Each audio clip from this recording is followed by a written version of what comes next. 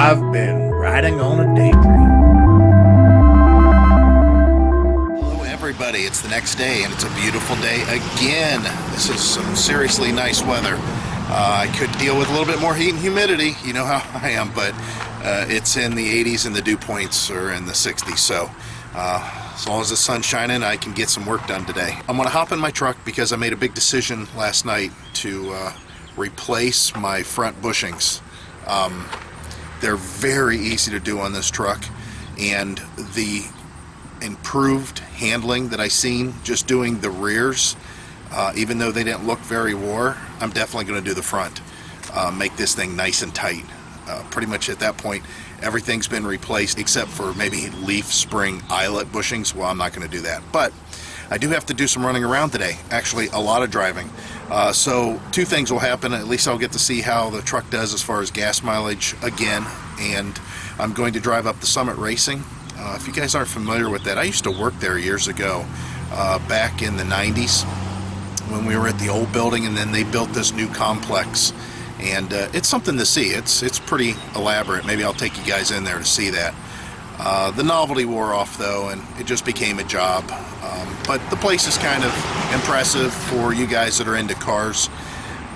They are going to have one of the bushings that I need. Heidi's got the other bushings, and they'll be at her store at noon. So what I'm going to do is drive up there, pick up the one end link bushing, drive to her work, then pick up the other two. They'll be in her store at that point, and then drive home and put them on. And quite honestly, the drive is going to take much longer than the work because, again, it's real easy to get to. Then once that work's done, I will drive to the airport over in Canton and pick up my son. He's due in today, so he'll be flying in from California, and I got to pick him up. Hopefully his flight's not delayed. Just a busy day, but this will put us on point to get ready to leave. Whatever that may be. I will go ahead and start my drive up to Summit, and it's a little bit of a drive. It's about 45 minutes, so let me get at it. Well, we're traveling along here. We still got about 8 miles to go. Yeah, 8 miles to go. And the truck definitely rides much, much better than it has in the past. It still has a wandering issue, though. And again, what I mean by that is, you know, whenever trucks go by, this thing gets pushed around quite a bit more than what it should. And the reason that I can say that with confidence, again, because I had a F-150 that was the same chassis, you know, extended cab, long bed, same era, two-wheel drive, V8. Of course, it had a 302 in it, and it was an F-150, but yeah, it didn't get pushed around like this. Well, you can tell we're close to Akron because there's the blimp in all its glory. In 1 mile, take exit 29 on the right to Ohio 532, then take the first right. All right, so here we are. Like I said, there's the blimp again in the distance, and turn right at the stop sign. Voice command. Say a command. Stop route. Route canceled. Yeah, I hated making this drive every day to work, and I did make this drive a lot for I don't know how many years. But yeah, this is my old place of work. Been here, I don't know, I guess I was here for 5 years total. The employee parking lot's a little bit further down, but yeah, I remember when they first built this place. We got to, I actually got to ride a bicycle through here because it was the easiest way to get through to check the place out. So yeah, this is the disaster. Now I'm not going to bring you guys in because, well, you know what, maybe I can bring you in. Let's go find a parking spot. All right, guys, so here it is. Here's the store. We'll see what this place is like. Howdy. If I got an online order, I can just go over and pick it up? Just pay for it? Yeah. Yeah, back to work pickup. Just go all the way back to the pickup.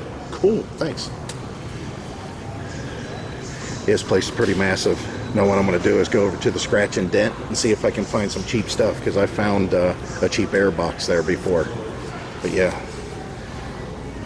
I'm not going to walk you guys all the way through here. We'll see what we can find.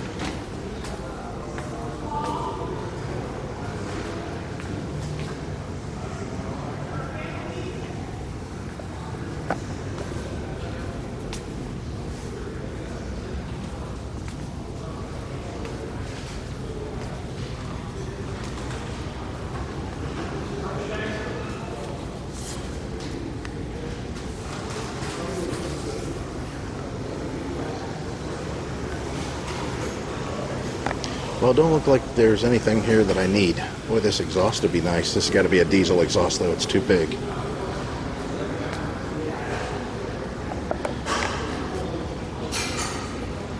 It's crazy big. Yeah, lots of wheels, lots of tires. Like I said, the novelty wore off, and it's just the job at this point. But let me go pick up my part. Let me see if it's over there. Yeah, they don't have it up on the wall, so let's go up and give them this slip. Okay, so you don't go to the pickup window. You have to go to the cashier. Look at those cars up there. Cool, huh? So I went ahead and picked it up, and now I'm just waiting for them to bring out my parts. Okay, that's all I needed. Just that little part. Let's go ahead and head out of here and get back to the highway. I'm gonna stop at Heidi's store and pick up my other parts. Well, I don't know if you guys want to get more of the blimp action or not. Maybe this guy thinks I'm stalking him, but the blimp's out here. Here we go. We get a good shot now. There it is in all its glory. We're not that far away from the hangar. It's about a mile up the road here, and that's where they keep it. So it's always in and out. So I'm going to start heading back to Alliance so I can pick up the rest of my parts. Okay, a familiar place, Heidi's work. Let's go in and get the stuff that I need and head back to the house. Okay, so I'm back at the house. I've changed my clothes. I've put some old stuff on, and I'm going to get underneath this truck and straighten things out. Now, believe it or not, I've talked to yet a third shop. Yeah, another alignment shop that I've had work done in the past. And the reason that I talk to them is because they will not follow the specific guidelines that the truck calls for if they feel as if they can do some sort of adjustment to fix my problem. The other guys just seem to be Johnny on the spot. This is the way it's supposed to be from the factory. End of story.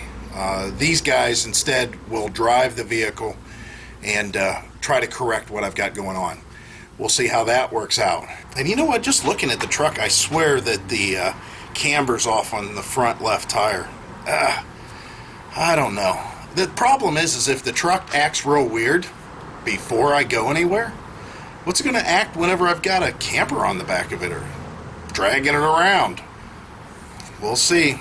Well, that was quick and easy. I think I might have spent 15 minutes doing this. Definitely easy to do. Let me show you what got replaced. So there's the end link bushings right here. And then, of course, these here. So now that I replaced them, same on the other side, of course. Now that I replaced all that, I'm going to drive over to Canton to pick up my son from the airport and see how this thing rides. Here's the old ones. You can see they're a little bit distorted, and I don't know what that is there. And then this one's tore, so that's kind of bad.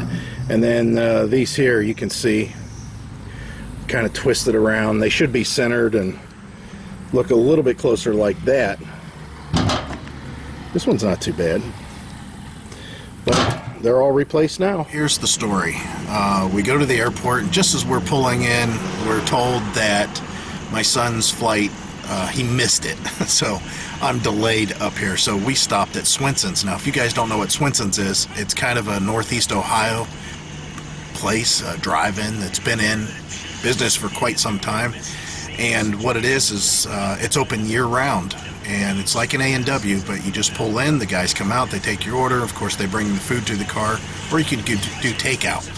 So right now I'm just watching the Indians lose, unfortunately, and waiting for our food. And my daughter's with us today. She decided to ride along, and now she's going to be stuck with me for a couple hours waiting for my son's flight to come in. This is what it looks like.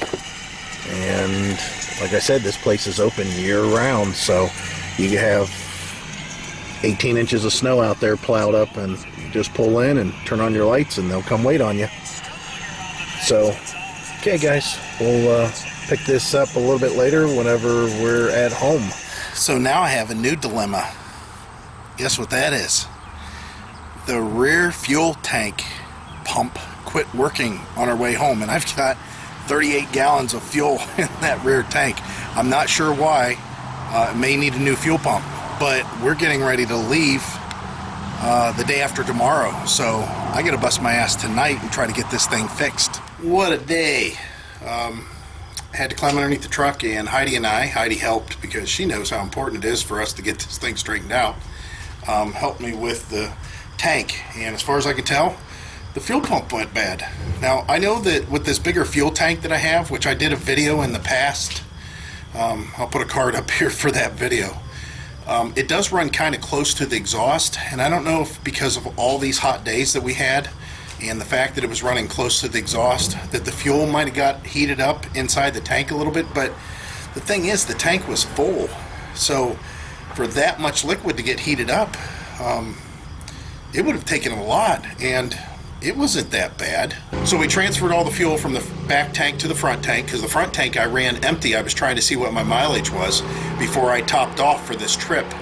And then the back tank, we just filled all the little gas cans that we have here, and there's still some gas in there. Let me see if I can show you. There's the fuel pump and the extensions that I did, of course, when I first installed it, because again, I did a video on this before. This is a 38-gallon tank instead of the factory 19-gallon tank that came in there. So we'll get a new fuel pump module, not the entire thing, but just this part here. Heidi's got it at her work, but I think it's like $120. And again, I only spent $40 for this fuel pump from Amazon. But yeah, you can still see there's some fuel in there. Let's slosh it around a bit. There you go. Now you can see it. So there's still gas in there, and that's good gas. That's 89 octane. I'm going to have to find a way to get some more out of it, because I don't want to be manhandling this tank, getting it back up in there. Now the other thing that I had to do, and I hate it, I hate doing this, I had to take the hitch off. There's the hitch there.